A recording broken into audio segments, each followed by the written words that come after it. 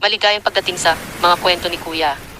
Isang mundo kung saan ang mga salita ay nagbibigay buhay sa mga kwento na magbibigay inspirasyon.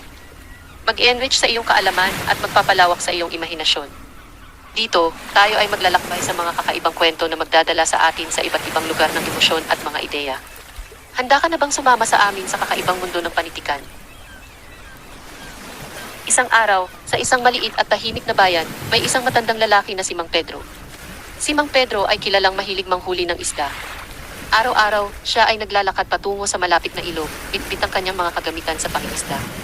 Sa loob ng maraming taon, si Mang Pedro ay nagpupunta sa ilog upang manghuli ng mga karaniwang isda.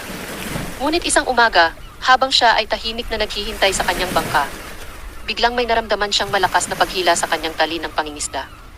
Dahan-dahan niyang inihila ang tali at sa kanyang pagkamangha, nakita niya ang isang kakaibang isda na kumikinang sa ginto. Napuno ng tuwa si Mang Pedro habang hawak niya ang isdang ginto. Hindi niya inasahan na makakakita siya ng isang napakagandang isda sa kanyang mga pangingisda. Ang isdang ito ay tila isang biyaya mula sa langit. Sa halip na ito ay ibenta o ipakain, nagpasya si Mang Pedro na ito ay itanim sa isang malaking palaisdaan upang maging simbolo ng kanyang tagumpay at pasasalamat. Ang balita tungkol sa isdang ginto ni Mang Pedro ay mabilis na kumalat sa buong bayan. Maraming tao ang nagpunta sa palaisdaan upang makita ang natatanging isda.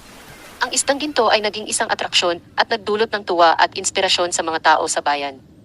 Ito ay nagbigay ng pag-asa at paniniwala na ang mga kakaibang bagay ay maaaring mangyari sa mga pangkaraniwang tao. Sa paglipas ng panahon, ang isdang ginto ni Mang Pedro ay naging simbolo ng pag-asa at pagkakaisa sa kanilang bayan. Ang mga tao ay nagsimulang mangarap at magtiwala sa mga kahangahangang bagay na maaaring mangyari sa kanilang sariling mga buhay. Habang lumalaki ang isda, lumalago rin ang mga pangarap at pag-asa ng mga tao. Sa bawat pagdaloy ng tubig sa ilog, ang kwento ni Mang Pedro at ng kanyang isdang ginto ay patuloy na nagbibigay inspirasyon sa mga tao na mangarap ng malaki at maniwala sa kanilang mga sarili. At hanggang sa ngayon, ang kwento ni Mang Pedro at ng kanyang isdang ginto ay patuloy na pinapasa-pasa sa mga susunod na henerasyon bilang isang paalala na ang kahangahangang mga bagay ay maaaring matagpuan sa mga pinakamaliliit na pangkaraniwang mga pangyayari ng ating buhay.